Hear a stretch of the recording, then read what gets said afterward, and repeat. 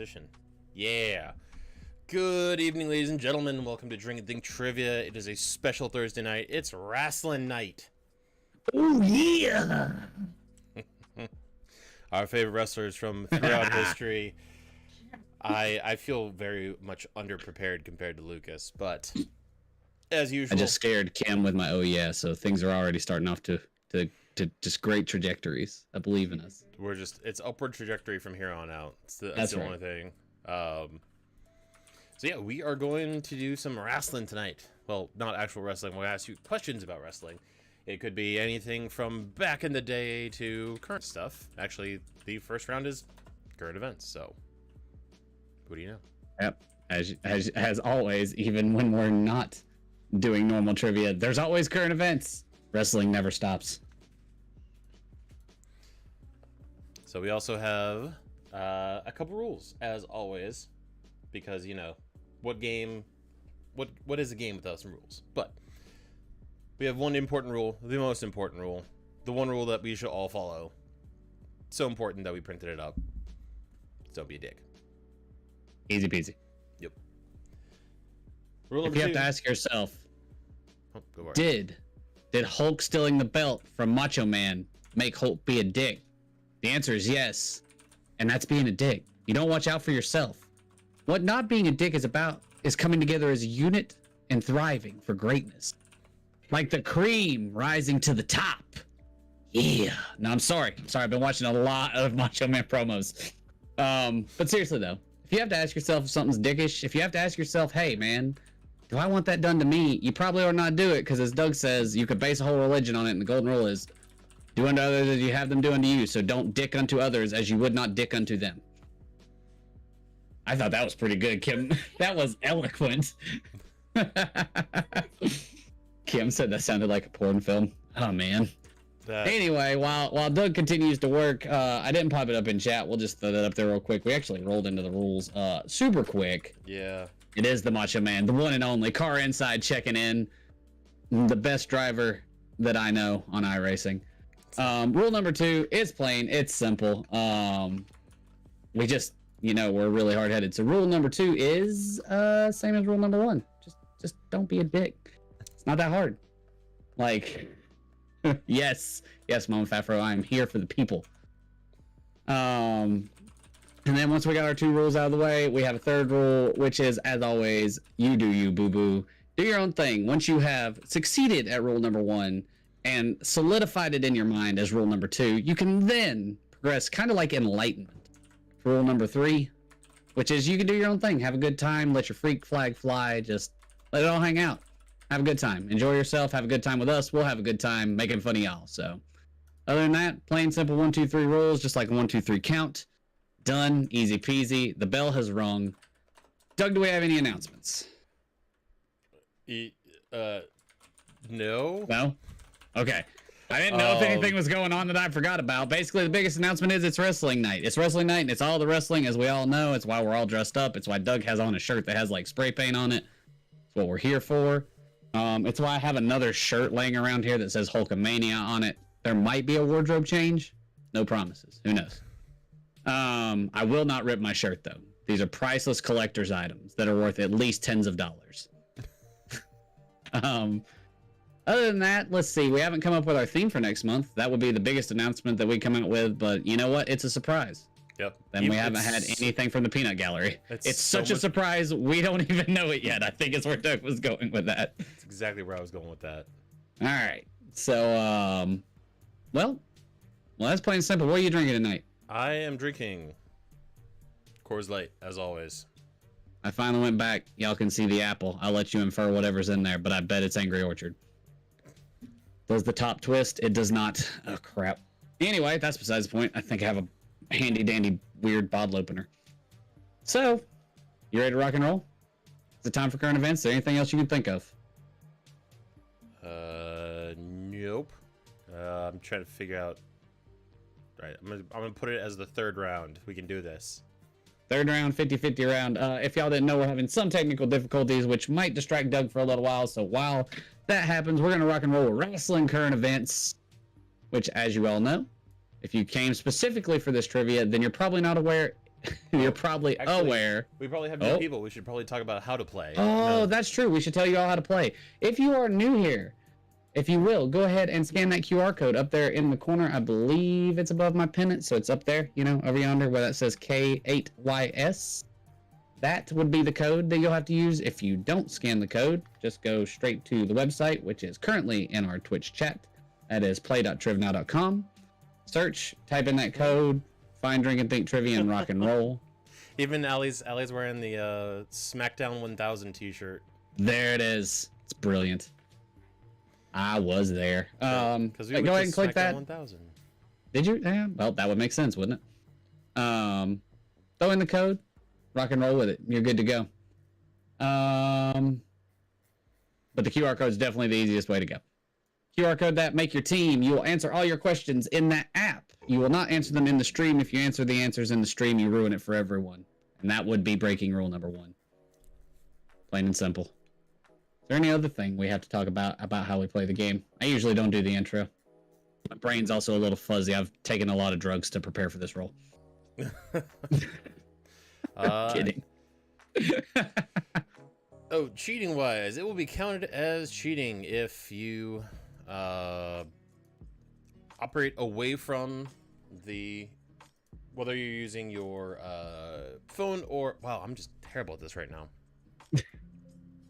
If you navigate away from your phone, go on to Facebook, whatever, before the question's answered, before you hit submit answer, that is going to count it as cheating, and we'll give you some leeway to begin with, but after a while, we're just not gonna put up with it, and we'll start counting it wrong, which is just gonna mean that you get no points. It's plain and simple. Answer your question, then go do whatever else you need to, because basically the app's assuming that you're going to look up the answer, and it will let us know, and it automatically counts it wrong. So we know what's going on. We'll watch it. Like he said, we'll be a little lenient for a little while, but you keep popping up as the person cheating, ain't gonna work. Kim says she never cheats. Goody two shoes over there. Anyway, you ready to rock and roll? Can we do current events? Can we do the thing? We can do current events now. Time? Yes. I'm just adding gifts now. We should be good to go. Wrestling current events. If you came specifically for this trivia, then you're probably aware it's WrestleMania week. To start out real easy, what is the tagline of this year's Mania? Da da da da. I haven't had a chance to actually go check out this year's WrestleMania, but I probably am going to watch it, let's be honest. Why wouldn't you? There's so much to be done. Although I am kind of upset it's not like a 6-hour thing anymore, it's just 2 days. Yeah, splitting it into 2 days is interesting. I see 6 answers, you see 6 answers. We all see 6 answers. It is WrestleMania Goes to Hollywood. Wrestling. Hey, Marvin. For those out there in attendance, if you didn't know, Lord Hafferkin wrote many of these questions. So if you're angry, just personally DM him and tell him how bad he is at questions. I think over half of them are his. But it's going to be great, Marvin. It'll be fine. Don't worry about it. I think a third. But the first one. Is it a third? Yeah, I think you're right. It's a lot. Moving on to the second one as Doug continues on with his classy workmanship. With WrestleMania week also comes a WrestleMania Wheel of Fortune. Superstars have teamed up with contestants this week, with Thursday being a Clash of Champions to win Mania tickets. Which of these superstars has been part of a winning pairing this week? Who has gone to see Pat Sajak most likely say something inappropriate and still yet to be kicked off Price is Right? That's the one show we don't watch. We watch Jeopardy instead. And just get really sad about not being good at it. We're way behind as well. We recorded like 30 episodes and we've just been slowly catching up. Although Xavier Woods apparently did say something inappropriate and Pat Sajak said something to him. Oh, really? Apparently the answer was playing with dolls, and he said to the contestant, it's probably playing with balls. And Pat Sajak was like, whoa now. And I forget how he answered, but it's essentially like, it's what everyone's doing. What he said. Oh, Lord. The correct answer here is Carmella. Very nice. The next question. let's jump over to Chris Jericho. He announced his cruise for next year. If you all attend trivia, you know Chris Jericho has a cruise, along with a big surprise that will also be attending by which promotion as well. We all know his band's going to be there. That's Doug's favorite part of the cruise. That's all Doug actually wants to do is go watch them perform music. What's their name? Fozzy. Fozzy. That's right. Like the bear. Like the bear. That's why it always confuses me. Because I always think of Fozzie Bear. I got 6 of 6 locked in. Obviously, Chris Jericho's promotion is AEW. Good job. All right, buddy. Are you ready? I got this. Speaking of AEW, news broke late last week that they were planning on expanding the promotion. In which of these ways? Also, we have 2 other games that we are playing in our Twitch chat. If you read the answers or the question and there is a misspelling, whether it be there, or I just straight up don't spell tomorrow correctly or whatever it is, if you put exclamation point grammar, GRAMMAR, then that will add 1 to decounts, and then we have to drink for it. And it is the last day of the month. I believe decounts is high. Probably met decounts limit, and we probably should have started off with an ice or something. Yeah. The other thing is, if we give you a free answer as we continue to drink throughout the night, we start getting really loose-lipped, and eventually we'll just like pop up and say, "Yeah, you know, I really like how AEW is making a 3rd show," which is the answer to this question. See how I snuck it in there? There it is. If you put exclamation point free in the chat, that will increase the score as well, and we'll have to drink for that. Yes, Kim, it does mean you actually have to listen and support your husband. Oh, that is one of the announcements. I got married over the weekend. Oh, Doug got married. Lucas was there. That should have been the important one. I was there. Mama Fafro already said congratulations for that matter, and we still managed to forget the one important announcement. I need to go back. Yeah, it was at the top. You were a little distracted. Thank you, Mama Fafro, and hi, Katie. Yeah. Let's see. On to everyone needs a multiverse, apparently. NJPW is having a joint pay-per-view with Impact Wrestling called Multiverse United. It's happening tonight. Can you tell us the city that it's happening in? This has got to be the biggest like slap in the face that like having a massive pay-per-view. Obviously these are all in California. WrestleMania is also in California. It's, you know, welcome to or goes to Hollywood or whatever. At least like AEW has the they tact to be like, we're gonna go to Las Vegas. You guys can have like that. Yeah, no, we out here. So the correct answer here is Los Angeles. So that pay-per-view will be in Los Angeles. What's it? Multiverse United. There you go. NJPW and Impact Wrestling. There you go. Speaking of NJPW, on April 8th, they will be having another pay-per-view called Sakura Genesis, where the first women's IGPW champion, Mercedes Moné, will be having her first title defense. What was Mercedes' moniker while in WWE, though?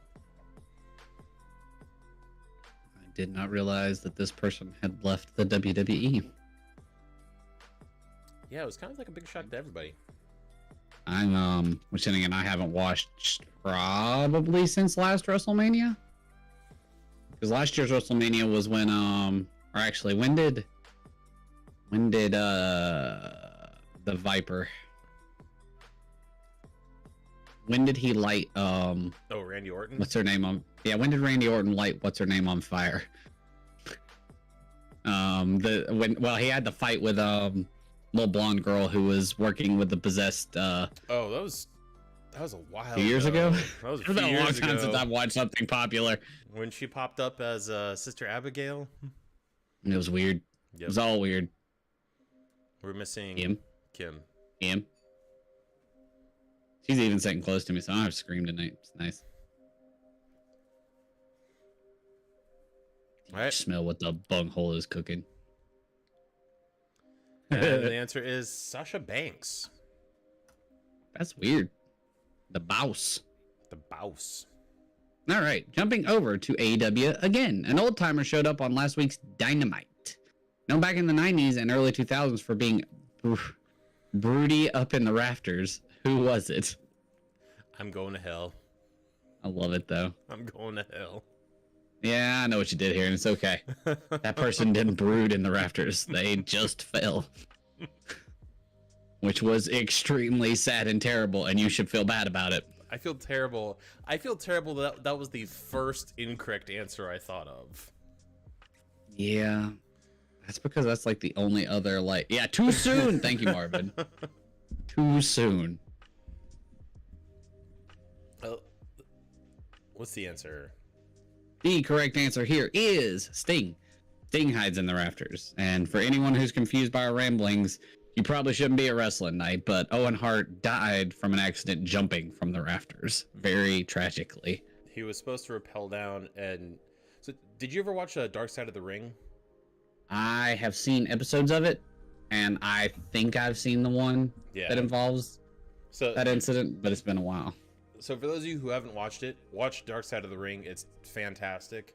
It actually has a bunch of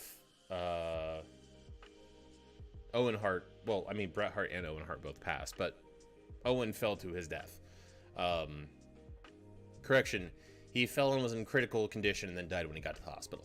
But of complications, but that's besides the point. Right. So when he had done the rappel bit several times, and was apparently super lucky because the carabiners they were using for him to rappel down were cosmetic, not actual like climbing. Oh God. Carabiners. Not actual weight bearing. Right. So, and like you could, the way they said it is like if you jangled the rope the incorrect way, it would unclip, and that's what happened. Is it just like let go, and he went, ah! And his last words were actually, "Please get out of my way," or "Please get out from underneath me," because he was so worried about other people getting hurt from him falling than him actually dying. It's ridiculous. But yeah. All right. On the sad note. Sting hides in the rafters. It's you. Yep. I'm the lead off. Last but not least, NXT also has a pay-per-view coming up on Saturday, which is the lead into WrestleMania. What is it called? This is your wager round. You have up to 7 points to wager with. If you've earned that many, you can only wager with what you have. If you get the question right, you get those points. If you get the question wrong, you don't get those points. You get those points taken away, actually. So wager smart. Or don't. We have seen one too many teams go from first to last from incorrect wagers. Kim wagered 0 points, but her answer is entertaining. Because she looked at me when she wrote it. Ah. I love it. Doesn't matter what you bumhole. Wrestling couple. What you gonna do when the 24-inch bungholes run wild on you, brother? Kim has not been around enough. That's problematic. We don't ask questions. We just let the bungholes do the bunghole thing. I came across some TikTok that was like watching Attitude Era with my wife, and like the first episode shows like Pamela Anderson coming out, and then there was like a bunch of like other stuff that happened, and she's like, "This is super problematic," and he's like, "Yeah, welcome to Attitude Era." Do you? I mean, I can't disagree with what "Do you smell what the bunghole is cooking" wrote. I don't think we use as much oil as we used to. No, that's not true. We definitely do. We were waiting on Caitlin to round us out. There's actually if you have no clue, you can wager 0 points and just make fun of us in your wager questions, which most people enjoy doing. That's why we have Yo Mama, and WrestlePalooza as answers, or oily muscle men doing awesome maneuvers while acting terribly. Takeover. Yep, the wager is you are more than welcome to wager nothing and just write something ridiculous. Pity points? Yeah, no, Doug doesn't like pity points on the joke answers. I'm sorry. I try sometimes. They have to be really good. And while that one is good, I don't know it's give you back your 2 points you chose to wager on it. All right, well. All right, well, the answer is... I did. That's true. I should have done that. Yeah. Hey, Marvin, you showed up to stream, and you should have known what you were walking into. This is an adult stream. It has been marked as 18 plus. You know what you got yourself into. Plus, you're friends with us, so you knew what you were getting yourself into. Also correct. The answer is stand and deliver. Which... Seems way too poetic. Uncle Doug is a bunghole. Yes, yes, true. He is. No, Uncle like Doug is apparently Kevin Owens. It's like that episode of It's like that episode of Game Changer. Buttholes everywhere. What? Animate them. All right. We don't like to do points rounds between the first and the second one, so we continue on. We'll go into wrestling in the media. It's time to acknowledge your tribal chief. Do it. Do it. Latia Joseph Joe Ananoi, a.k.a. Roman Reigns. But in the 2021 movie, Rumble, about a monster pro wrestling league, Roman Reigns lends his voice to which popular monster professional wrestler? Latia Joseph Joe Ananoi. Ananae? Anae? I think that's probably how that's pronounced. I don't know. I do not speak Samoan? Yeah? Nope. No help from Doug. I don't. You're looking at the wrong person. I am going to the internets. I also love that. Well, that's just Hawaiian. Just the native tongue. Pacific Islander? Yeah, well, so apparently Hawaii literally is just Hawaiian. But they have, I mean, there's a lot going on in Hawaii. I don't know. Pacific Islander probably makes sense. Something tells me Katie Book has bowed out. I hope not. Tis wrestling. She has not answered. And we shall continue on.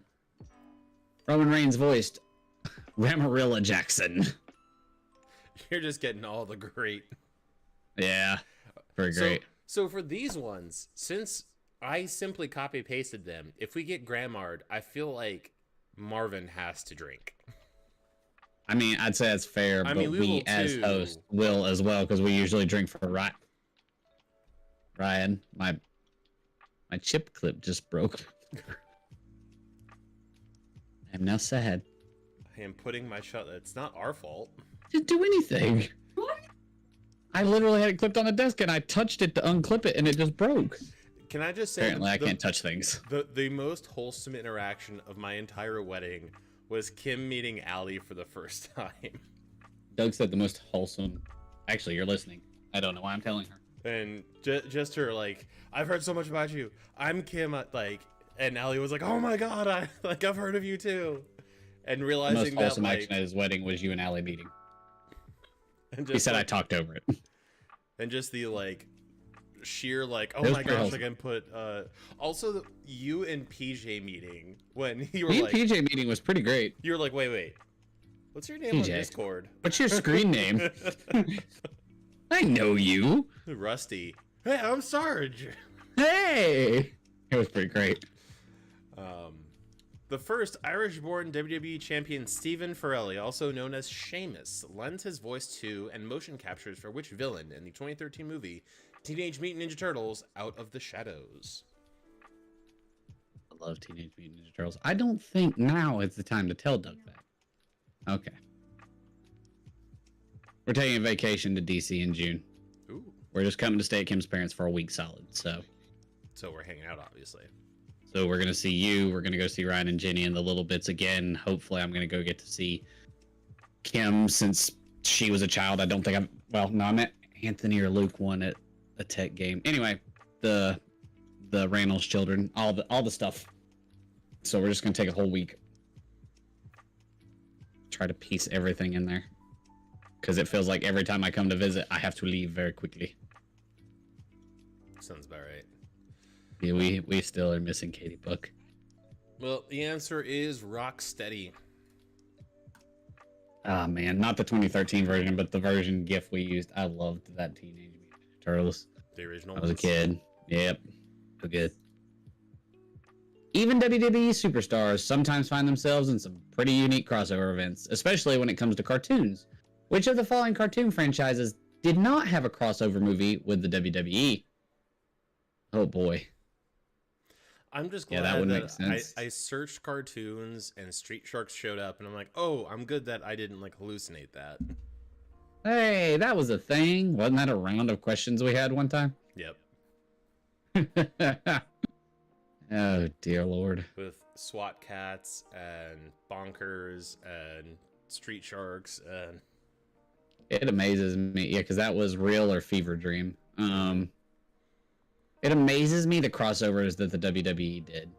It reminds me of, or does even still to this day, because you can compare it to the crossovers that NASCAR has chosen to do at times, especially in the 90s when NASCAR was doing everything. And it's just like, hey, you want to meet a random guy you don't know but could be popular, a very like small group of people? Meet Kevin Harvick. Oh, you don't know who this guy is? This is Samoa Joe. what was which one was the Scooby-Doo where there was a guest star every episode and it'd be like Scooby-Doo did Scooby-Doo with the Harlem Globetrotters, I believe, was the one where they would constantly have like someone famous come in. Right. It was like every episode was like some famous person is in distress and we have to solve this mystery. And it was Marvin would probably know that one even better than me. It was like, oh my gosh, it's like insert oh my gosh, it's Don Knotts. Like, yeah. Okay, well here's this guy that like like adults know from Andy Griffith. Yeah, but yeah, okay, let's throw it into a kid's cartoon. That works. So the correct answer here, speaking of which, I'll come back to that, was Looney Tunes. The beauty of this is that two of these, Scooby-Doo 2, Scooby-Doo and WWE Curse of the Speed Demon, and Scooby-Doo WrestleMania Mystery, so one WrestleMania call out, the Jetsons and WWE Robo WrestleMania 2. I have all these movies, WrestleMania call outs, and then the Flintstones WWE Stone Age SmackDown. So that was the only one that wasn't a tie-in to WrestleMania, which I find interesting. Also, Scooby-Doo, when John Cena shows up and just blocks a boulder because John Cena is that powerful. John Cena has a bald spot now, which is like... Every time he's mentioned tonight, Cena Man comes out and waves his hand. Also, if you all are wondering why I have... Didn't look like waving. Look, man, there's nothing else I can do. I can't make his hand. It's an action figure. Just what you got. His arms, he does flex, though. Okay, I'm done. Sorry. My mother bought me a John Cena action figure for Christmas. I don't know why, but he's getting his screen time tonight. I believe this is yours. All right. Be he Mankind, Cactus Jack, Dude Love, or Mrs. Foley's baby boy, WWE Hall of Famer Mick Foley has performed some pretty insane feats and played many roles to be it face or heel. He has also provided his vocal talents to a few different cartoons, including Avatar: The Last Airbender, where he played a professional earthbender wrestler named what? Nice. So when I think of, I was thinking about NASCAR in the 90s while we were talking about the random wrestling crossovers. Do you remember the NASCAR cartoon? That had like the cars that would do like loop-de-loops and stuff, and they had like not popular racers. I remember having like the action figures of those cars. NASCAR in the 90s was stupid. What you got? That would be the Boulder, which was funny because he talked like Macho Man as the Boulder. But, did he? But it was Mick That's Foley. so great. But he had like a crococat or something like that, because you know every animal in Avatar: The Last Airbender is a combination. But it was the pet was named the Pebble. I think my favorite line is he goes, "The boulder is conflicted about fighting a little girl," and then I can't remember her name. The blind Earthbender. Dora. No. The blind Earthbender. Why did you do this to me? Of course, but no. She's like, "What are you, chicken? Are you scared?" The boulder's conflicts have been resolved.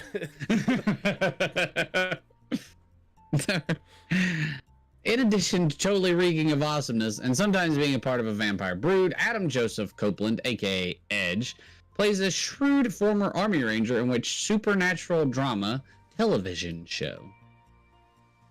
Should have used supernatural there. What is her name? I don't want to look it up, but I'm already searching it. I'm surprised Marvin hasn't like popped in with, "How do you not remember?" I know. I have Aang stuck in my head. I've got Katara stuck in my head because you said it. Yeah, I know, that's fair. Toph. Yeah. Toph. Freaking Toph. Sorry, Toph. I am now saddened. Correct answer here is Haven. I've never seen that show. I've never seen any of these shows for that matter. When he's not giving other wrestlers an attitude adjustment or making them tap to an STF, John Cena has been making his way around movies and television shows since 2007. Which of the following shows has John Cena not been a host of? Two of these I used to watch religiously. Like every time they were on, like that was what was on. Oh, no, that's fair. I'll be honest. All four of these I have watched religiously at some point in my life. I didn't watch the reboot of American Gladiator, but I watched original religiously. American Grit is amazing. Me and Kim watched the whole first season of it. It's a really good, because Cena's the host on it, actually, I believe. Yep. I mean, all 6 answers are locked in. Yeah, I mean, he's the host of American Grit, Wipeout. And he took over for Jeff Foxworthy after Jeff Foxworthy became problematic. Oh, did he really? Are You Smarter Than a Fifth Grader? I did not know that. He has not been the host of American Gladiator reboot. There you go. Original American Gladiator is the best American Gladiator. Them facts. Well, not a wrestler, comedian, and soon-to-be WWE Hall of Famer, Andy Kaufman, proclaimed himself the intergender wrestling champion of the world, which led to him getting slapped alive on the set of Late Night with David Letterman by which WWE Hall of Famer? I think I fucked up. Uh-oh.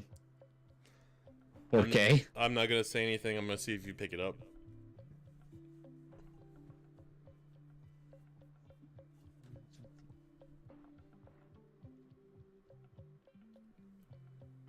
Oh, is it? Yeah, I mean, I think maybe. Oh. If this happened recently, we did have someone join. We did. Elaine and John are here. Yay. Yay, it's Wrasslin Night. You're late. All right, well, 7 of 8 in.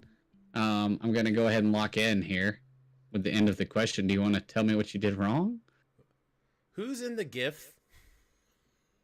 The king. That should be an exclamation point free. Maybe. I mean, the gifts have just been random so far. But anyway, the correct answer is Jerry the King Lawler. If you didn't know, that's him getting his... That's why it's the name on the screen. But anyway, besides the point, some people missed the question, so we're good. Damn it, Doug. Oh, really?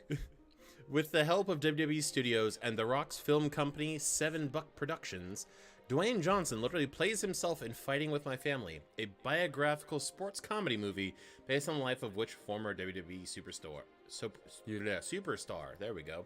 To you, Marvin. To you, Marvin. Oh yeah, hockey game's on. Canes are playing the Red Wings. I'm not waiting for hockey. Last. I want basketball. Yeah, tomorrow is basket. We hockey basket. Yeah, no, I'm ready for basketball tomorrow. I'm getting my shot on the ground. Actually, what I need to do as soon as we get done with trivia tonight is go round up the outfit I wore on Sunday. Monday? What day did we play Ohio State? Monday? Monday. I think it was yeah, Monday. It was Monday. Which it was a 9 o'clock game, and my ACC women's champion shirt, my Virginia Tech pants, and the rest of the Virginia Tech outfit, and put it in the laundry so it is clean for tomorrow. You washed off the winning stank? Yes, I always wash off the winning stank, and I win frequently back to back, so don't worry about it. That's fair. I don't believe in winning stank. Let's just be straight. We are missing Elaine and John. I also just choose to believe that she leaves John in charge when the answer doesn't come in on time, because she told me that one. Well, she said that last week. I spelled that wrong, but I'm going to count that right. Don't Okay, worry. sorry, I was going through. That's 7 of 8. But yeah, we're going to give it to you, Ben. Don't worry. Yep, you're good. If you had put in one or the other, both of which would have been right, because the other answers were Soraya Bevis, Soraya Page Bevis, and Page. And we have corrected the ones. So. There you go. He's always in charge when things aren't right on time. Like, Nailed rather it. chew his arm off than put on a dirty shirt. See, I'm the other way. I hate to be dirty, dude. I have to shower as soon as I get home. See, but Like, if I sit here and race and sweat, I'll go shower again. I hate to be remotely dirty. I think it's like kind of different though, because you're very much outside and I am very much in a chair all day. It's Yeah. like, the most I get is like back sweat from like a chair not breathing. I'm just weird, man. I'm weird about being clean. Cam talks about it way too much. Scoreboard! Scoreboard says, in first place, it doesn't matter what you bunghole with 29.903. Wrasslin Couple with 27.362. Funk is on a roll with 24.829. Do you smell what the bunghole is cooking with 24.375? What you gonna do when the 24-inch bungholes run wild on you, brother? 6th place is E. 7th place is Caitlin. And 8th place is Elaine and John, who just joined us. There you go. You know what it's time for? 50-50. 50-50! Which for some reason, I don't know what Ryan did, but it wouldn't... Oh, I also... It's fine. It's whatever. Is it fine? It's just 1 point. It's gonna be fine. It's alright. I'm not gonna change it to time bonus. Wait, they can just... Oh, so they can just earn a point from the 50-50 round. Right. All right, ladies and gentlemen, for any of you who are new here and you all who are here frequently, this is the famous 50-50 round. We will ask you a question. One of two answers available. Tonight, your answers are, was it a wrestler name or an American Gladiator name? Plain and simple. Doug and I had some struggles getting the round upload and many other things, so you will be awarded a singular point for true, and if wrong, 0. So therefore, you have even more incentive to go fast, because the faster you go, if you beat the time limit, there shall be punishment at the end of it in the form of whatever beverage Doug has for himself tonight. And I have another Angry Orchard hanging out somewhere, I'm sure. And as Ben has informed me, or probably Mama Fafro or all the Fafros, I'll put it in a glass.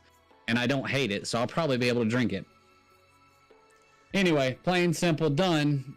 Good to go. We're going to give you 2 minutes and 10 seconds. 2:10. There you go. So, with that said, after I read the name of this person twice, timer will begin, and you shall rock and or roll, as they say. You had a taste of it last week, so let's try it for real this time. I give you a name, you tell me if it's a wrestler name or an American Gladiator name. First one, Ultimate Warrior. I repeat, the first name is the Ultimate Warrior. And begin. Time begins. Trying to get the hockey game turned on. Not going. That's 7. All right, next one. Dragon. You only gave him 30 seconds to answer the question, too. That's pretty smart. Speediates the process even more. There you go. That one was. Wrestler. What about Raven? That was Carolina losing to Detroit in the first minute and a half of the hockey game. Oh, that's done. That was a wrestler. Go ahead. Ice. Quality GIF. I approve. It hurts to watch. Time. It does, because I've done it before. That was an American Gladiator. What about Iceman? Actually thinking the 50-50 round is the best for the person who's going next to give the answer and go, because they can do the buttons without it freezing. All right, that's Wrestler. Next is Thunder. Thunder. Thunder. That's 7. That's Thunder. That's an American Gladiator. The next one is Hammer. And I wanted to sing Olive Thunderstruck. I didn't even get like the first line in.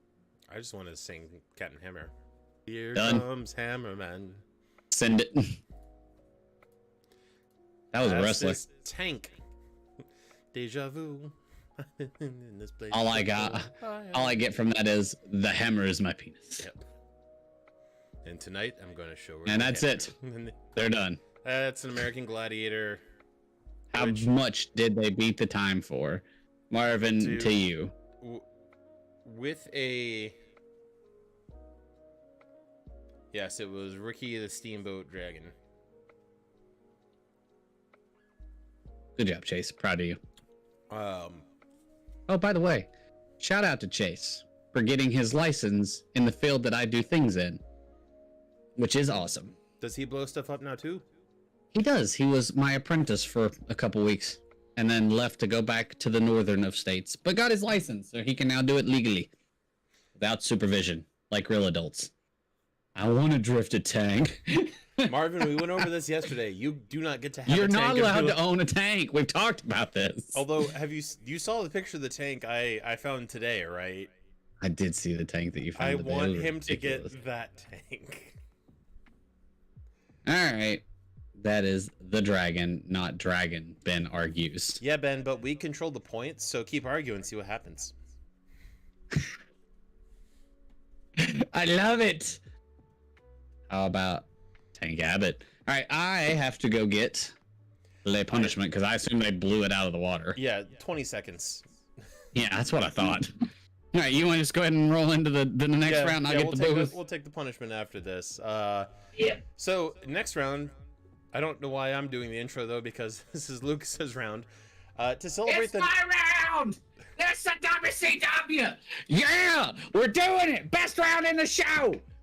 I almost screamed. I almost gave a free answer away. I was so close to it because I almost screamed the best show on. Whatever. All right. For you all here, I was a child of the late 80s, barely, mostly the 90s, and the WCW was the king. They were the only wrestling promotion that ever came close to dethroning the WWF. So therefore, I gave us nothing but WCW history, straight fact checked from the Wikipedia because I couldn't help myself. I just have to ask. The WCW couldn't take down the WWF, but the World Wildlife Federation could. No, that's what. All right, look. What really took down the WCW was those contracts that they signed the wrestlers to. You guys remember Hulk Hogan from the 80s? Yeah, he's really great. Thanks for bringing him on. We're signing him to a 10-year, $80 million contract. Oh, yeah, and he gets to keep the belt all the time. That's it. That's the whole story. Yeah, the WCW had its own problems, but it was an amazing competitive show to Raw. And I would argue made both the programs better and entertaining because, as EA has taught us, if you have no competition, it's really easy to get boring. So, to celebrate this night, it wouldn't be complete without... You want to say it? Without deeping into the ride that was World Championship Wrestling. Let's kick it off with an easier question. What big money man founded the WCW? All right, I'll be back. I do have to say, I think every wrestling promotion runs into this. You either have too much good talent and not enough belts, or too many belts and not enough good talent. So you'll get, like, WCW had Hulk Hogan, who had the belt always and forever, but like there were so many other great names that should have been pushed. Then you have like WWE that has the Universal title, the heavyweight title, the Intercontinental title, the British title, the NXT title, the tag team women's title, the women's world champion title, the Universal women's title, like, and it kind of gets lost in the wash. Like someone wins anything that's not like the top belt or top 2 belts, and it's kind of like, all right, so what's the point? AEW is running into that now where they don't have enough belts for their shows, and now people are like leaving because it's like, well, we can't give you a push because the guy who's hot only has one of the 3 belts that exist. Oops.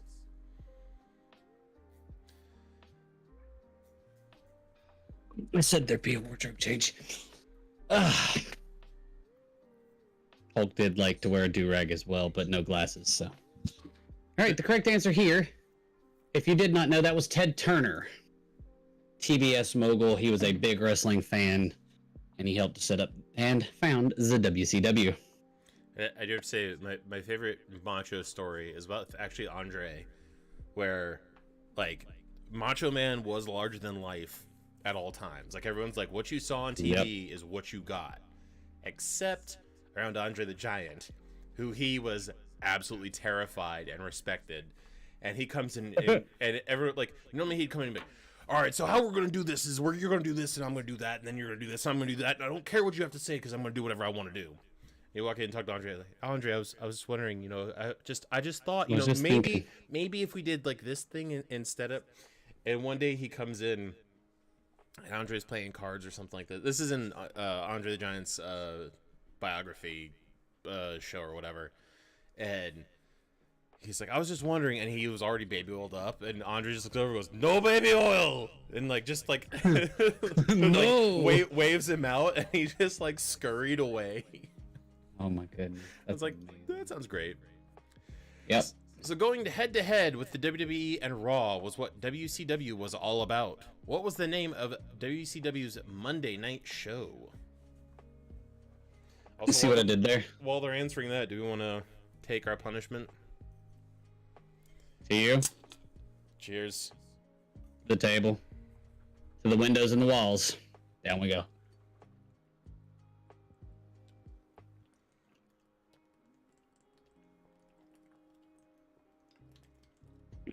Almost.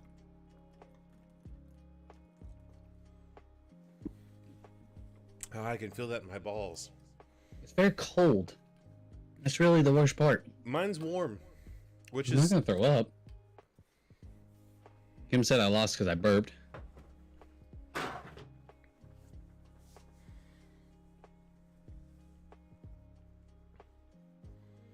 There it was.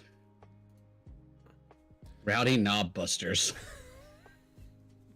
That's a new name. I don't think they've locked in their answer. Nope. Hey, come on, Rowdy. Damn. I was really disappointed.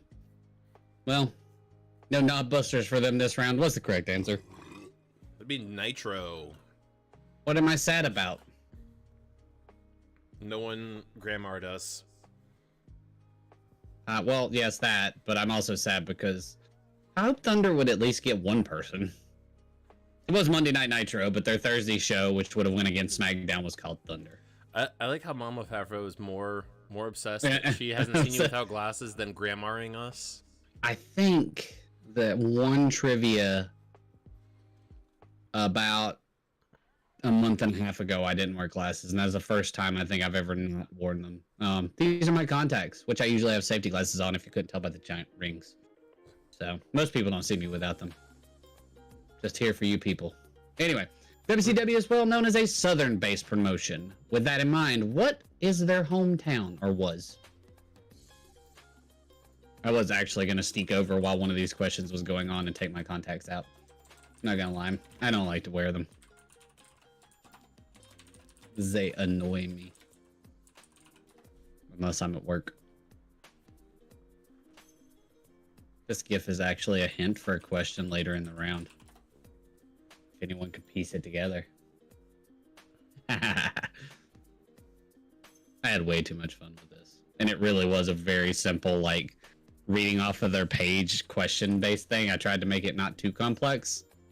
But it's neat to go back and look at the history of the WCW, and like it came out of obscurity into super popularity, and then followed that up by signing massive amounts of talent away from the WWF at the time, and then overpaying that talent and keeping that talent around too long while the WWF morphed into probably a better program, even though I didn't enjoy it nearly as much. but I don't know, man. The star power that the WWF had in the late 90s into the early 2000s was something else.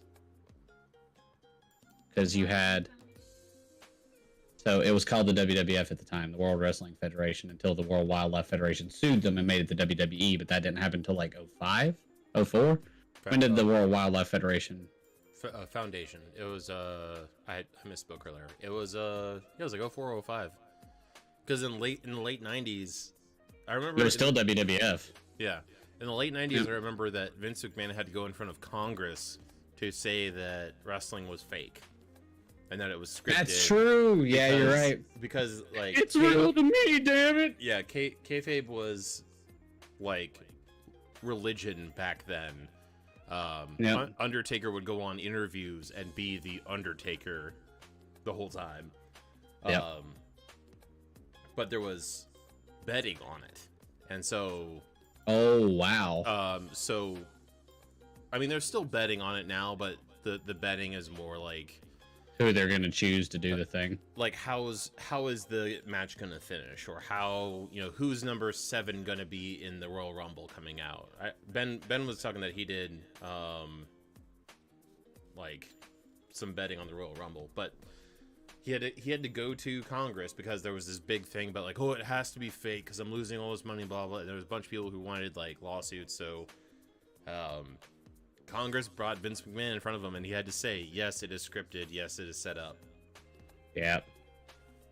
So, if you didn't know, we already mentioned Ted Turner. Ted Turner, manager of TBS. TBS being Turner Broadcasting System, straight out of Atlanta, Georgia.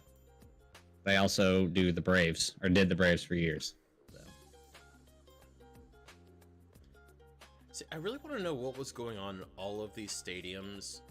Because there was always like in this GIF, there's just haze everywhere, and like so the 90s... so that was the problem with the WCW, because if you remember right, the WWF at the time, yes, weed was probably a thing. The WWF had like more padded belt buckles and everything. WCW wanted it to look raw. So they had a basic ring with cage fences, and they had all their pyrotechnics really close to the ring. So matches would start and smoke would still be clearing from all the pyrotechnics that had taken place before the match. So any WCW match you watch will have a haze, especially Goldberg matches. Goldberg matches because he walked out through sparks, if you didn't know. And it was just like fire for a solid 2 minutes of him walking out. And all of his matches from spears, there's like a haze floating across the screen. That's like Taker when he did his whole just like sparks coming up on the sides. Yep. He kept telling Flame, that was it. He kept telling Pyro, like, stop getting them so close. Like, you need to move them back. Then he gets caught on fire. He whooped that Pyro dude's ass. Oh, I believe it. That's a big man. So in the beginning of the WCW had one of its biggest talents performing the role of head booker. Which wrestler who was fired in 1990 as the booker was it? Yeah, that grammar's weird, but the point is that the guy wasn't fired from wrestling. He just wasn't allowed to be the booker anymore. Yep. Although he did get reinstated as the booker later, which is why I pointed that out. I learned through my research. But anyway, besides the point, y'all see the GIF we were talking about now. To this day, and again, as a Diamond Dallas Page fan my whole life, love DDP. Diamond Cutter. The greatest thing I've ever seen in all of wrestling is Taker setting back up. When Taker is down and you think the match is over, and there is somebody like goofing off or talking to the crowd or beating up the ref or doing something stupid, and Taker sets up. Me and Kim hadn't watched wrestling in years, and like in 2018 or 19, we got big back into it, watched every week. And it was right, I think Taker had come back for WrestleMania that year or something. A few years ago, 3 or 4, Taker came back for WrestleMania. And his whole intro, then followed by him setting up during the match and murdering someone was, oh my goodness, amazing. Was it the Lesnar fight? It may have been, because Marvin's talking about it. I can't remember who he fought, but it was I thought he fought it was either Lesnar or for some reason I thought he fought Kevin Owens, but that might not be right. I don't think he fought. I'd have to go back and think about it. Reigns, he fought. He was the intro to a pay-per-view, like 3 or 4 years ago. It wasn't Punk. No, it was either Lesnar or. And it wasn't the Grave match, which was when he was the American Badass, and that was against No, this was way more recent than that, but it wasn't Cena. It had to be Lesnar because his like, only. There's Lesnar, but that was in a cage. I think he did, I'm looking at him in a cage with Cena with Lesnar. Sorry, there's another. He did a retirement match against Lesnar. 2019, he fought Goldberg. Goldberg came back, and you had Goldberg, Undertaker in the Super Showdown. Oh, I think that was the one. That was in 19. That was when they were in Jeddah, and apparently Triple H. Yeah, you're right. Apparently in ring it was something like 120 degrees. Good lord. And Goldberg had a concussion from like the first hit, and so Lesnar was in 2015. Lesnar Undertaker, was the one AJ Styles. That isn't it. I don't think that was 2020, 2021. Was that AJ Styles? Yeah, it was a grave match. WrestleMania 36, the Undertaker's last ever match. Now this was definitely it. Taker as he rode out into darkness, closing WrestleMania 36, night 1 in the best way possible. Yeah, that wasn't the grave match. That's the one I'm thinking of. Undertaker, AJ Styles in WrestleMania 36. Yeah, that was a grave match. It was. Was it? Okay. It was a fully pre-filmed thing where he fought at a farm or something and buried AJ Styles in a grave. But no, the one that I always remember is that it's Lesnar and Taker, and they've been beating the hell out of each other, and Taker's down, and Lesnar's looking over and starts giggling, and then Taker just sits up, and Lesnar's face just drains of color. It's like, oh no. But the answer is Ric Flair. Woo! The Nature Boy himself. The Nature Boy. So they actually had a note in here that didn't make it through, but the talent got really mad because they thought that he was favoring matches in his own way to keep the belt. And they're like, look, man, he can't book the matches. This is bullshit. So he got fired as the booker. After joining the WCW, Hulk Hogan took the belt from Ric Flair at what pay-per-view event? Again, I really wanted to put the diamond cutter through the table here, but the diamond cutter through the table failed miserably, and the table just turned over. And then DDP gets back up and breaks the table and jumps on the guy. That didn't go the way we planned it. I would give bonus points for where this is at, but it may come into play later in the round, so I can't. Actually, it might even be the next question, to be honest. Have we been getting 6 of 9? Or are we missing,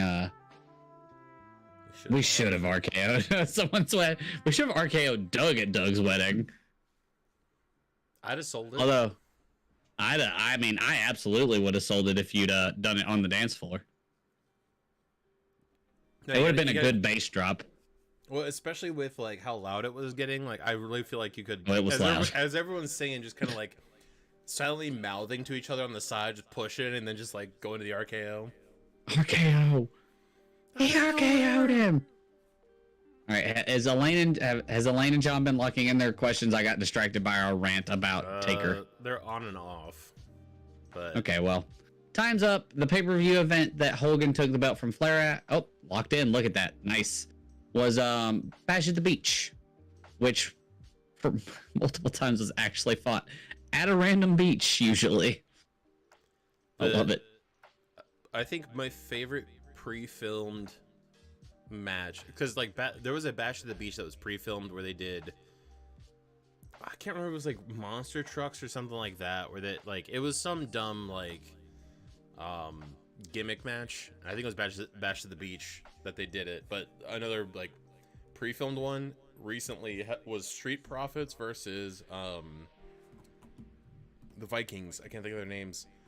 but like, dude summoned a turkey leg to fight with, and then they fought off ninjas together. Like, if that is Viking Raiders, if that isn't Viking Raiders. peak I think it was NXT. So if that isn't peak NXT, because it was also like peak COVID too, it was fantastic. Amazing. The first episode of WCW Nitro aired live at a venue that you wouldn't normally find a match at. Where were they? Yeah, so there was a GIF earlier in the round, which was the draw match. The Hulk, it was Hulk versus whoever that guy was. I can't remember who it was, but that was the main event. And right as Hulk's about to win, Lex Luger comes walking out, who wasn't confirmed yet as a WCW character. And then Sting I think Sting had a match earlier, but it was before Broody Sting. So it was still like colorful Sting, which I always forget exists. Sting in my head is always black and white face paint with a trench coat. He's what? He was essentially a reincarnation of the Crow, like the movie. Yeah, pretty much. Yep. But his earlier incarnations were colorful face paint, like pastels, and he had a huge match actually in that. He might have fought Macho in that one. Well, it was a call to Ultimate Warrior, essentially. Yeah, pretty much. I mean, he really looked like a smaller version of Ultimate Warrior. Which, if Ultimate Warrior wasn't doing roids, like, I want to know his workout routine. Absolutely, dude. The man was massive. By far, my favorite GIF of any wrestling GIF, and I enjoy the Sting, but it is Ultimate Warrior shaking the ropes when so I watched a video on YouTube the other day of every WWE champion from start to finish and why they were like the best wrestler of that year. And apparently Ultimate Warrior wasn't good at the like selling side of it. That's why Hogan was such a big personality when he was so popular.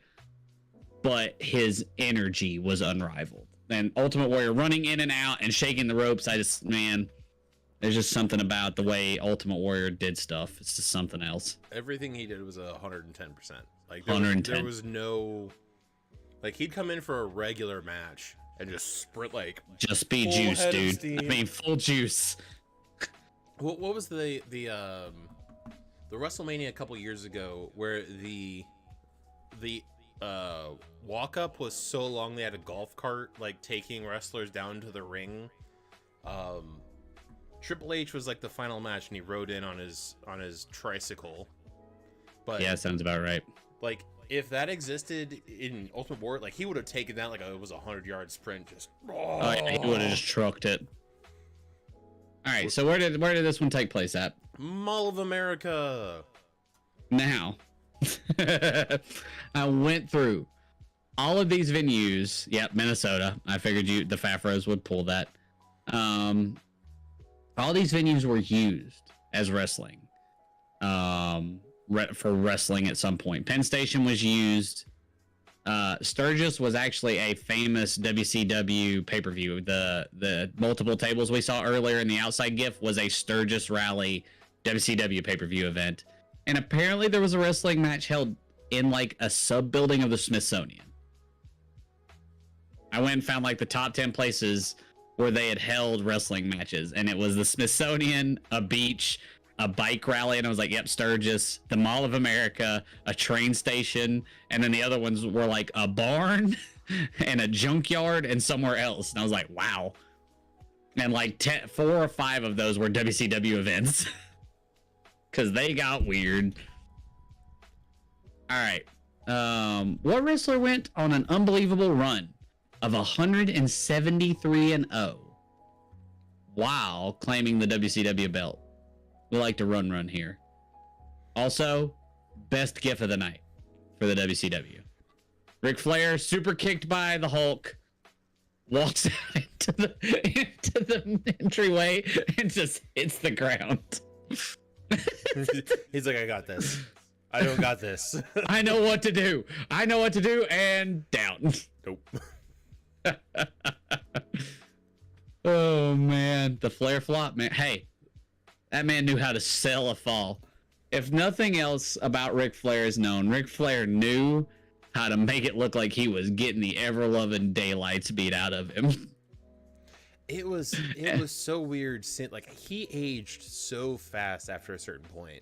Yeah, like he went from beautiful locks and toned man to on meth dad. Yeah, real like quick. it was so weird when Charlotte had her run. Well, her first run when he became her manager or whatever, and he comes up the first time. I'm like, it's only been like 6 years since the last time I watched wrestling, and Ric Flair did not look like that. And he just comes out like looking like the Crypt Keeper. I'm like, oh, this is not good. Yeah. The correct answer here, this was Goldberg. Which and was something else, dude. I think Asuka is the only other wrestler to get close to that record, because I think she had 105 and 0. Yeah, that sounded right. Was her longest run, and they were calling her the Goldberg of the women. Because when she was first introduced, when she first made the WWE jump, she made a huge run, and they were talking about like, oh, they need to do a Goldberg Asuka fight, and then she lost it, and then she lost to Charlotte Flair for the belt because Charlotte Flair didn't hit submit. I checked to get 7 of 9 before. Wager time. All right, the WCW brought us probably one of the biggest heel turns ever. Scott Hall and Kevin Nash brought in a mystery third member to join the NWO. What wrestler was their mystery man, making his first heel turn in 15 years of wrestling? I looked this up multiple times. This is one of the only wrestlers to go that long without a heel turn. Really? Yeah, it's like a big deal. It's like I found like multiple top 10 lists of the greatest moments in wrestling history, and this wrestler's heel turn is qualified as like a top 5 moment in wrestling history. Where does was the Shield betrayal on that list? It probably was. I think it was. I'd have to go back and look. It's been like 3 days. Yeah, Cena. Yeah. See, I don't think Cena ever turns heel. He just turns less likable. That's what I was about to say. Is it for me and my knowledge of Cena, which is mostly limited to YouTube videos I've watched since that wasn't my big era of wrestling, is that he was never like beloved. Like he was supposed to be the babyface, but they just didn't love him. And that sucks because I actually love John Cena out of wrestling. Like the other shows and stuff I've watched him in, I really like John Cena. I don't think if Cena wrestled now with how much he does, he could never do a heel turn. No, well, I mean, it'd be like The Rock coming back and doing a heel turn. Can you imagine if The Rock did a heel turn? Oh, nowadays? It would be the greatest. There'd be a riot. Oh, it would be the greatest heel turn of all time. But then essentially their like out of ring stuff would be over because no one want a heel wrestler as their pick whatever icon they've been. Yeah. Well, what'd you got? That would be Hulk Hogan. The Hulkster. He was a babyface all through his time in the WWF. He took the belt in the WCW and was a babyface the entire time. Case in point, Miz. I don't think Miz has ever gotten Miz is not as big as The Rock or Cena. The Miz is definitely not as big, but he also plays his normal brand off of being a heel, I think. Yeah. Like, I think even in his television show and he's a likable guy at times, but I think he incorporates his heelness into that. But yeah, I don't think he ever reached the level of popularity because I think you got to have, I think what me and Doug have talked about, and you can go ahead and roll the points if you want to. Nope. I really think that for a heel turn to be a super big deal, and the other answer to that question was there's Hollywood Hulk Hogan. 6 difference between first and second place. What you gonna do? I love that. 4-inch bungholes run wild on you. Do you smell what the bungholes cooking? Difference. Oh, and third place only 0.7 behind first place. Yeah, no, I mean there's 3 teams, and I mean fourth place is only 1.6. I mean it is close between the top 4. But I mean, you have to have that culmination of a fan favorite who adults like, which was Cena's problem, and children love. I mean, I think that's the thing about Hulk and thing about about Hulk was he was beloved by not only like dads and regular dudes, but children thought he was the greatest thing since sliced loaf bread. He was just loved by everyone, which is why the Hollywood Hulk Hogan heel turn and the whole I couldn't mention the WCW without NWO. The whole NWO timeline was such a big deal. Not only that, but people thought it was the WWF invading the WCW, but it was huge because Hogan was this huge babyface that everybody loved and adored, and suddenly he's dyed his goatee white, he's wearing black, and I wanted to include the gift, but I couldn't, which is the match where he fought not Steve, was it Steve Nash or was it the other one? I think it was Steve Nash, but he literally just touches him and he falls over and lets him pin him, and that's it to win the belt. It's so stupid. Yep. All right. But anyway, that's our role. Take up the next one. All right, wrestler by finisher. Here you go. This round is 100% free response. We're going to give you a wrestler or a finishing move, and you tell us whichever one we don't give you. So if we give you a wrestler, give us the finishing move. If we give you a finishing move, give us the wrestler. By finishing move, we mean what is the move that they normally end the match with. First up is the 619. You remember when this wrestler was not known for this finishing move? So, like, in the WCW. And he was probably my second favorite wrestler. So, like, Chris Jericho has the Lion Salt, but that's not his finishing move. It's either the Walls of Jericho or the Code Breaker were his finishing moves. I guess it'd be a finishing submission and finishing move. There you go. I don't remember what they called his move in the WCW. I remember what he used to do. And Reddit is letting me down.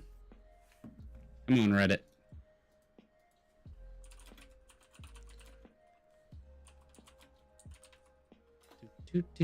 What do we got? 6 and 9. Who are we missing? Elaine and John.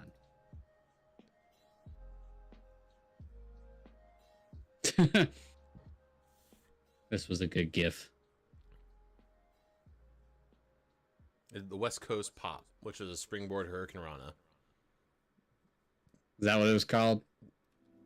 It was the West Coast Pop and transitioning to the dropping the dime, which was a springboard leg drop. So what I remember, the correct answer here is Rey Mysterio. What Rey Mysterio would do that I always remember is he'd get people down, he'd climb up on the rope, and as they turn around, he'd jump on the back of their neck and roll them through, and do like a roll and catch their legs. That's what I always remember. That was the springboard Hurricane Rana. Or a tornado DDT. Yep. I loved it, man. Or the West Coast Pop. Yep.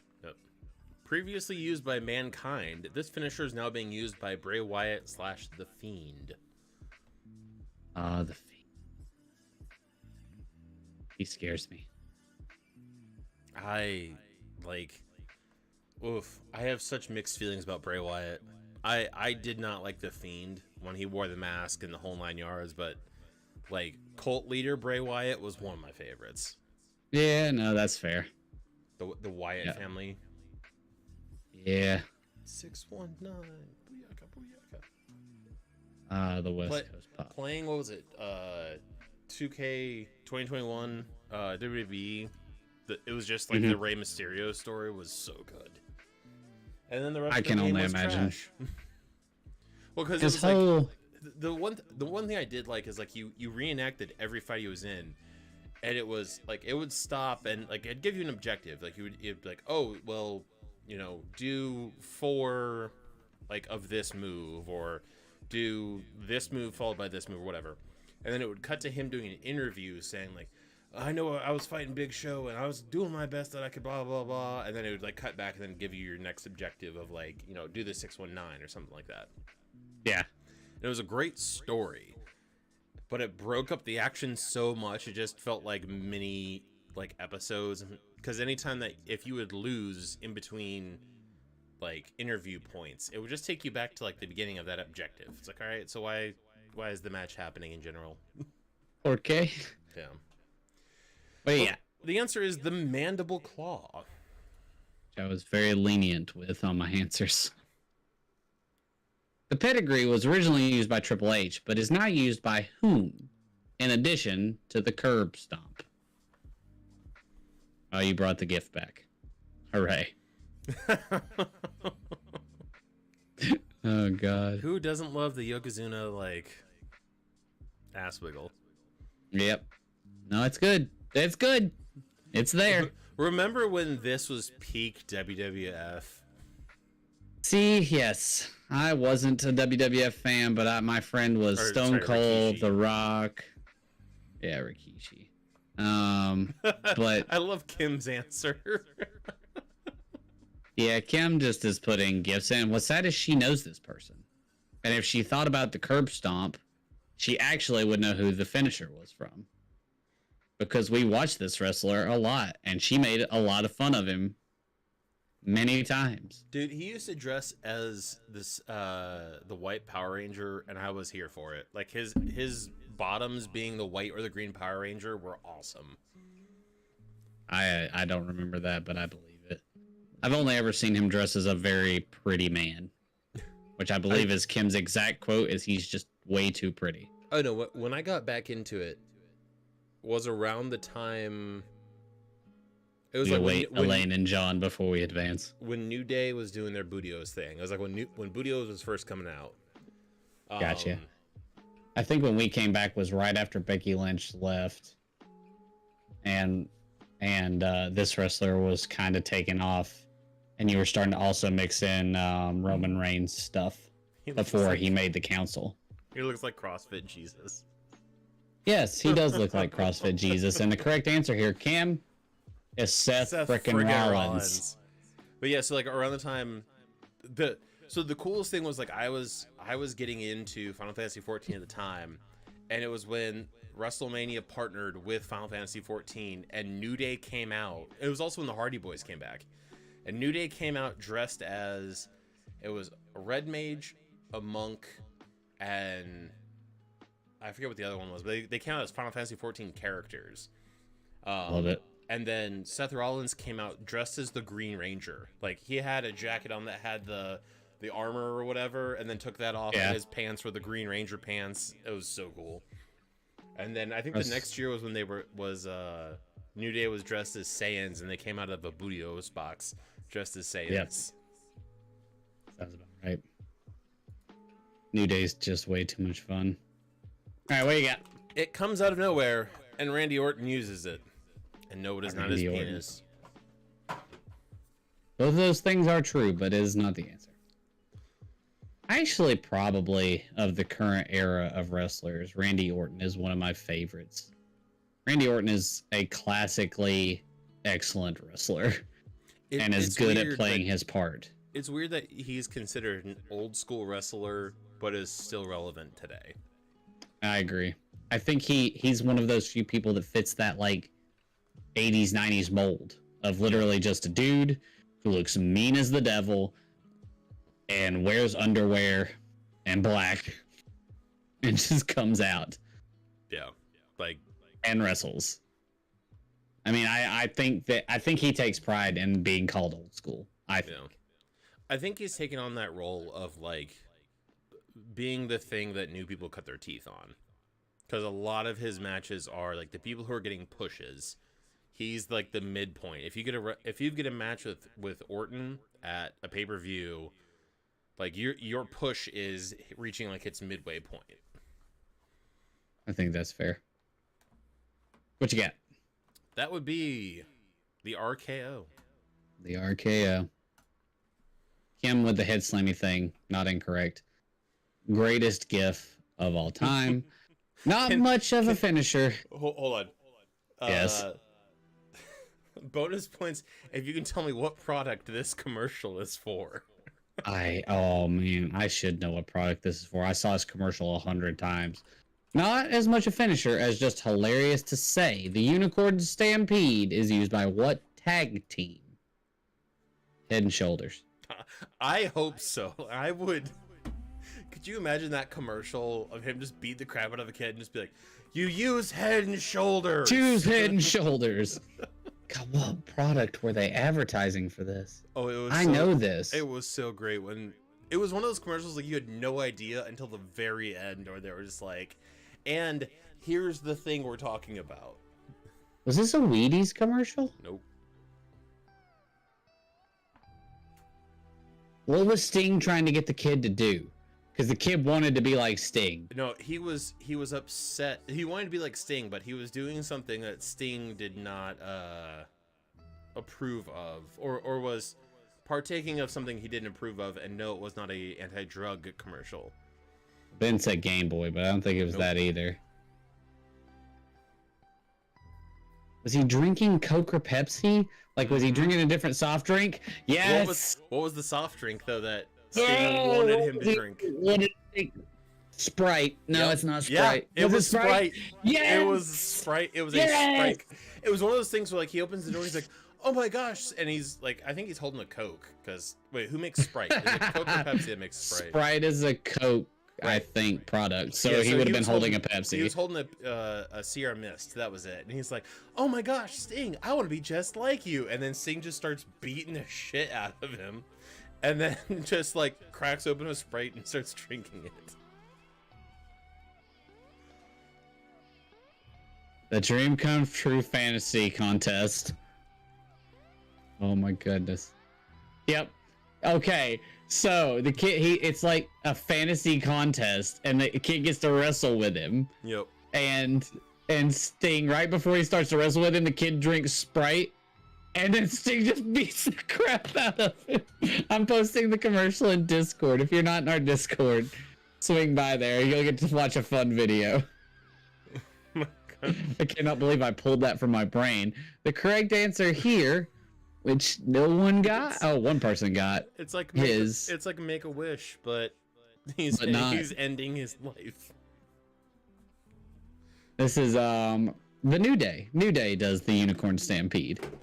All right, go ahead while I upload the video of the whole commercial. Shawn Michaels liked to tune up the band so he could use what move? Oh, is it what I think it is? Yep. Okay. I knew it before I came back. I just wanted to make sure.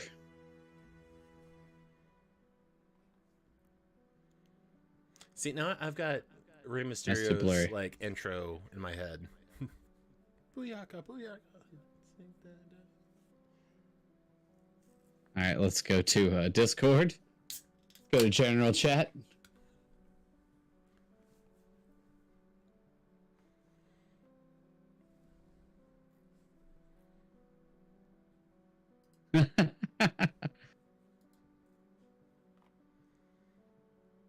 I do not remember who sings Ray's theme. Don't count on Sprite to do anything but quench your thirst. There you go. That was the end of the commercial. Hold on. Yes, Elaine and John. Also a Head Slammy thing. Good job, Kim. Trivia. The wrestling trivia is hard. Oh, it's POD. Oh, is it? Yeah. They reintroduced. No, you're getting that. They reintroduced Ray's theme in 2019, and it was sung by POD. Of course it was. All right, what you got? That would be the Sweet Chin music. Yep, Sweet Not Chin to be music. confused with the Super Kick that Not to be confused with Super Kick that Usos do. No, it's not Super Kick. It's Super Kick. Yeah. Would you like to know what the name of my racing team is this year? Super Kick Revival. Super Kick Revival. I watched the commercial. I know the commercial. I know, advertisement. That's my new racing team. A variation on the cutter, Matt Hardy used what move? I also really like this gift too. It makes me happy. All right. Cody Rhodes with a mustache just does not look right.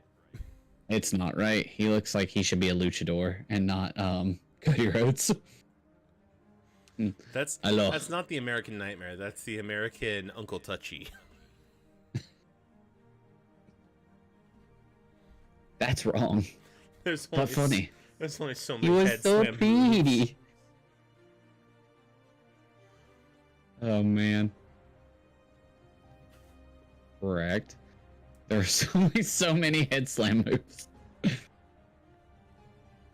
Oh man. think. All right, we lack 3 more answers. 2 more answers. 2 more answers. Kim asks if she gets point for comedy value by continuing to repeat head slammy thing. Oh, elated John. I appreciate that. That's worth every 0 point you got. That's pretty good. I'm not gonna lie. The wrestling couple brings up the rear this time. That's a good answer. It is not. The Cleaver Oh, Beaver God. Muff Duff. It's supposed to be for our eyes only. I don't care. That was hilarious. That's pretty good. That was pretty good. All right, wrestling couple, you got a little bit of time, but we're about to move on. We have I don't know, other things to do. No, you did try. It's a valiant effort. All right, what do you got? Is this mine? This was me. Correct answer here is the Twist of Fate. A great way to wrap up a match. Who uses the skull-crushing finale? Another one Kim should know, but she didn't pay attention to the names of things. So close. So close to the Twist of Fate. I'll be right back. Which it was essentially a variation of the DDT / the cutter where he wraps underneath and slams them. But yes, it's a head slam of sorts. This is also the wager question, so.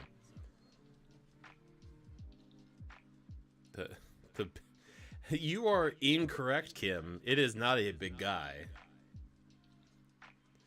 Just because you bad guy does not make you bad guy. So we got what you gonna do, got it right, and it doesn't matter what you bunghole, got it right. So does do you smell the bunghole is cooking? To Lucas, you might never be incorrect, but I answer to a different power. I didn't say higher, I said different.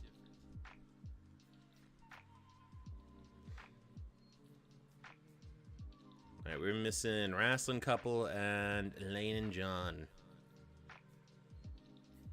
Still got 10 seconds.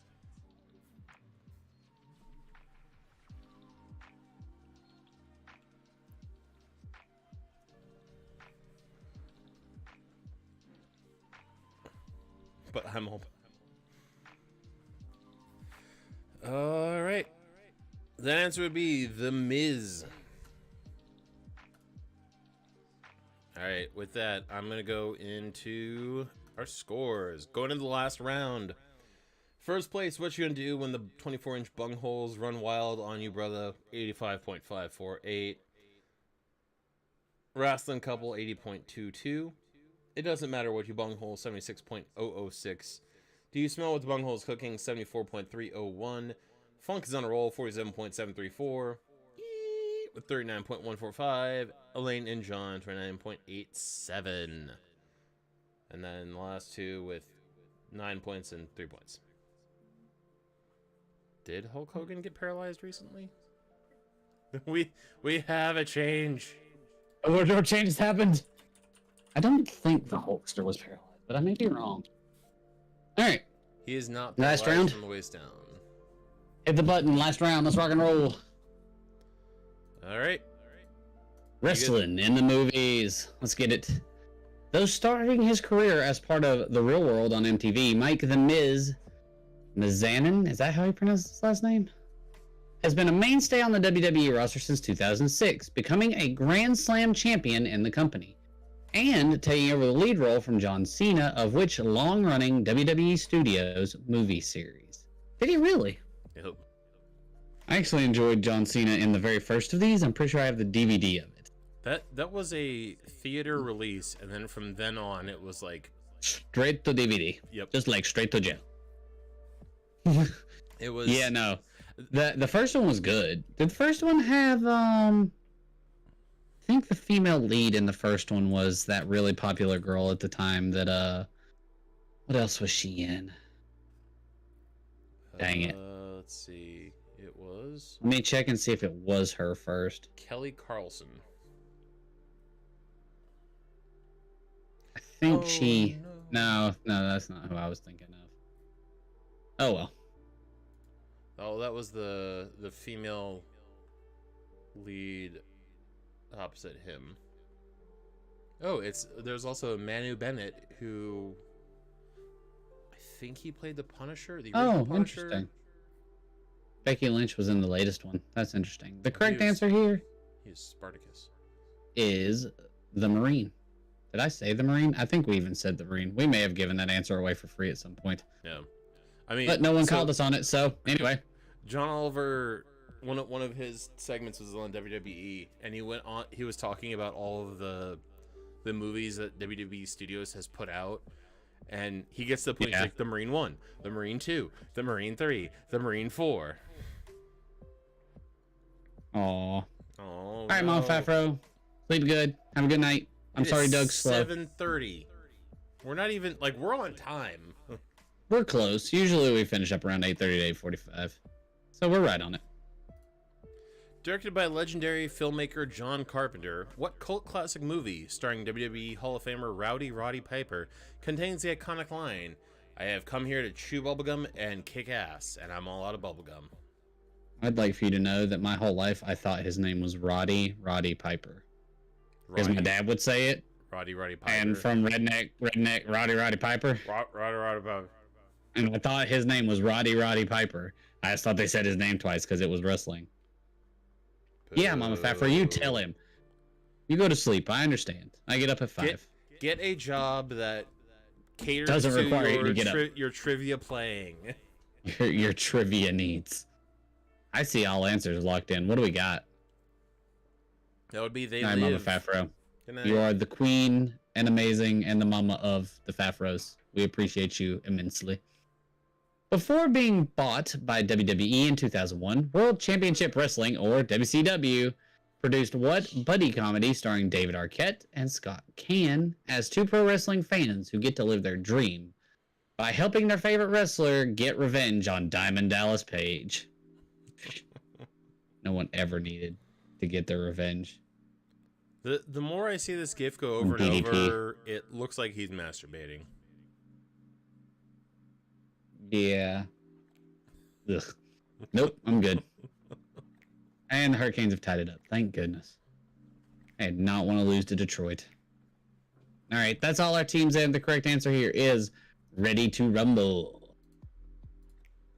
Before becoming the Visionary, the Monday Night Messiah, and performing the heist of the century, Colby Daniel Lopez, aka Seth freaking Rollins, made his on-screen debut as Astro X Lopez in which sci-fi original movie? And yes, these are all actual movies. Dear Lord. I can't. His name is the start of it. Yeah, no, his name Daniel starts it. Lopez. I never thought Seth Rollins' name was that. Oh man. Like his how he got to WWE or whatever is like he used to just wrestle in the front of, like, he's in his front yard. Like they just do stupid stuff and people would just come to watch. Like, Oh, we're just gonna jump off this ladder. Oh, we're just gonna do It's this gonna be thing. great. Like doing all the like hardcore stuff just to like get into it. Yeah, I mean, we await Elaine and John. Everybody else locked in really quick that time. Final answer, and what's the correct answer, my dude? Sharknado 4: The Fourth Awakens. I don't want to be here anymore. I want to be on a planet where there are that many Sharknadoes. There are more, and there are more coming. Nope, no. Because Nope. the next one's No. like Sharknado No. versus like Octo No. Hurricane or something. Nope. No. Change the video background. Although there is a last Sharknado. Also, Sharknado in general has a 1.5 star rating. That's where we live now.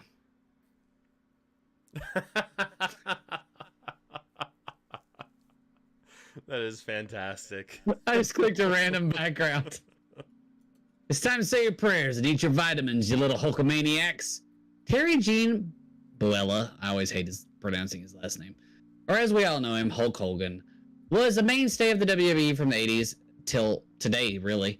But he also was fired from the WWF for taking a role in what 80s movie? Or what movie from the 1980s? Let's see what other backgrounds we got here. What could I have chosen?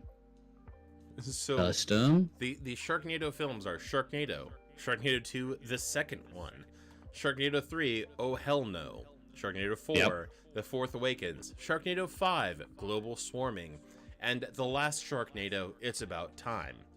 But then It's about there were time. 3 spin-off movies: Lava Lantula, To Lava, To Lantula, and 2025 Armageddon.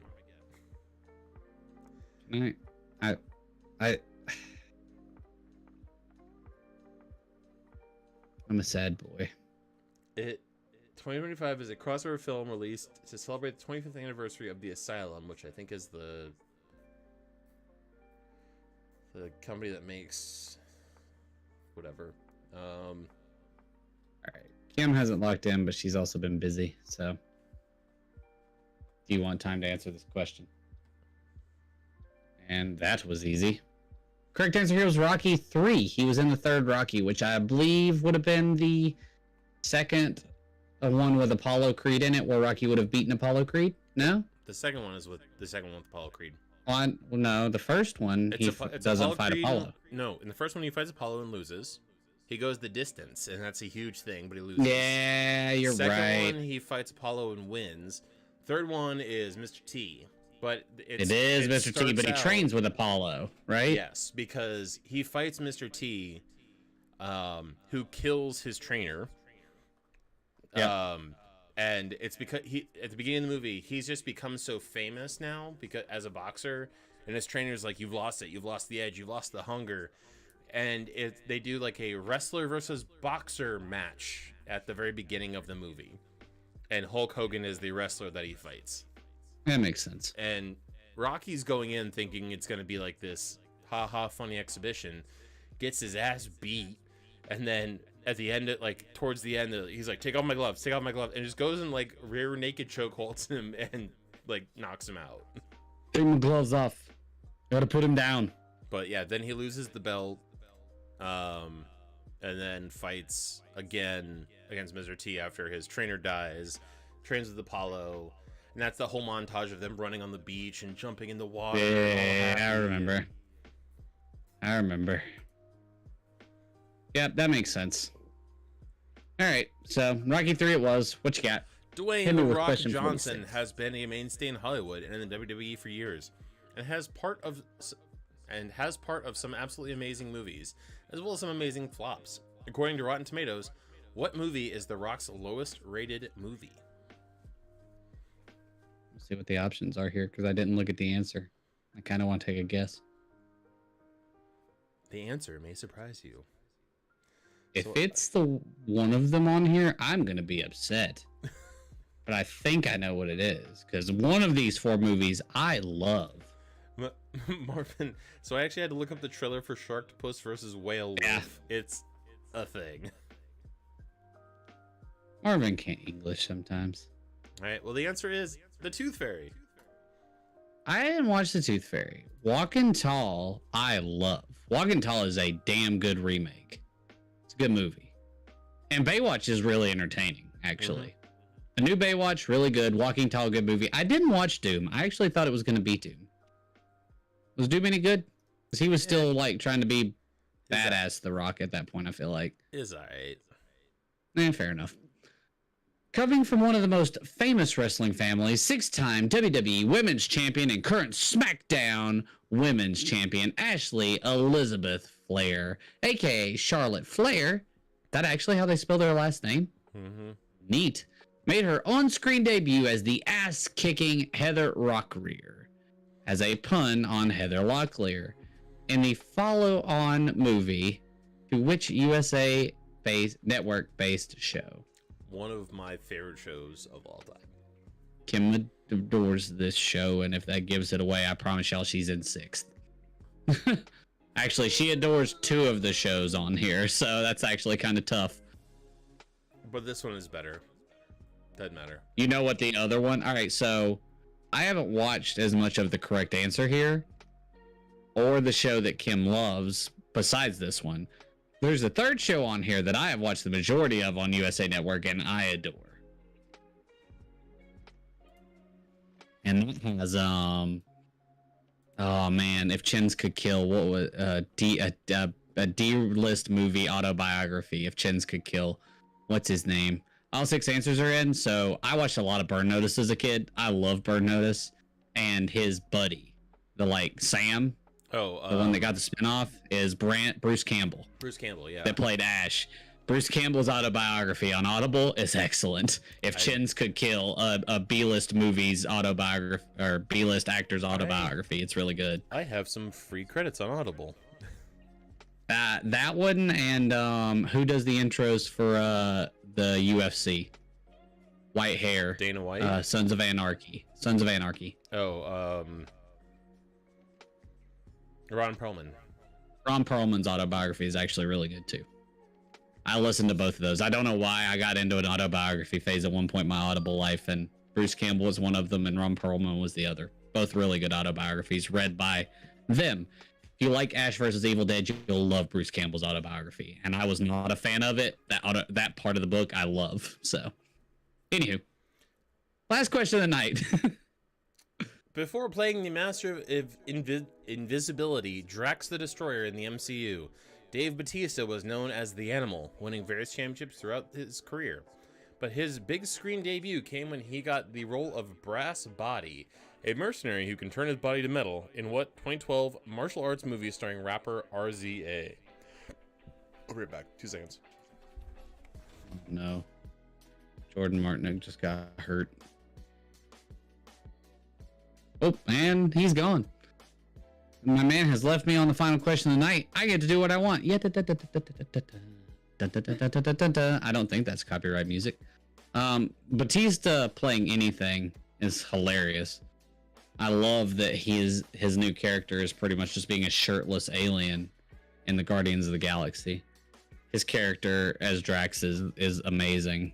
I actually didn't know this movie. I have faith in you all. If not, don't lose your points. Just hang out with what you got unless you're trying to take the lead. But I knew he had starred in other things, but he's so synonymous. Yeah, he's so synonymous with Guardians, but like he takes his roles extremely seriously.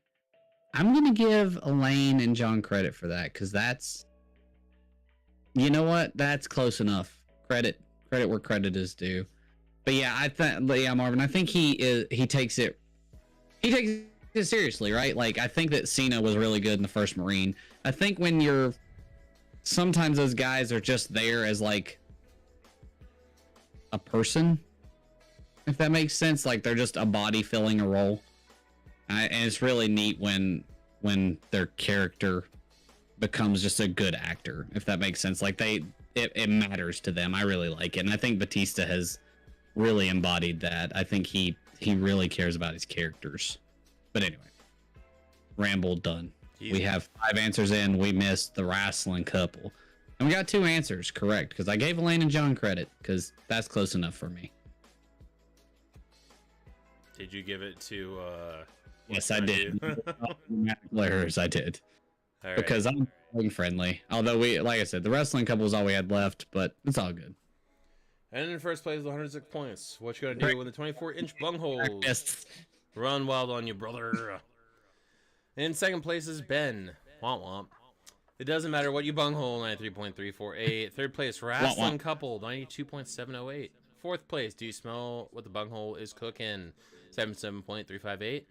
Fifth place, Funk Is on a Roll, 58.966. Sixth place, Elaine and John, 51.68. Seventh place, 42.69 is E. Eighth place, Caitlin Granby with 9. And ninth place, Rowdy Knobbusters with 3. If you would like your prize for the night, it doesn't matter what you bunghole. As we always do, just send Sarge a message in Discord. It's there. You're already a member of Discord. You know what to do. Bungholes? There you go. See, I did the thing. I'm sorry. It doesn't matter what you bunghole. Got the final question right. Sorry, Ben. No points for you. But yeah, 24-inch bungholes. You know what to do. You know the game. Send me a message in Discord. You'll get your reward for the night. Other than that, ladies and gentlemen, it has been excellent to see you all here. It's been a wonderful night of wrestling trivia. Hope you've had a good time. Hope you enjoyed it. If not, you know what? Next week is back to normal. We're going to have a bunch of random rounds that involve video games, current events, TV, movies, products, whatever else comes to Ryan's brain during the week. You never know. It could be evil dictators. It could be the bottom of the ocean. But all that matters is that we love you and we care about you. And we're glad you come to hang out with us every Thursday night. It's an awesome 2 hours of our time that we get to spend with you and have a ball and just enjoy ourselves and possibly put on 3 different shirts. You matter to us. You matter to each other. We love you all. I hope you have a wonderful weekend, and Doug will bring us home for the week. If no one has told you this week, we'll tell you. You're important. You matter. We care about you. We love you. We will catch you next week. Hope you'll have a great evening. Good night. Stay safe.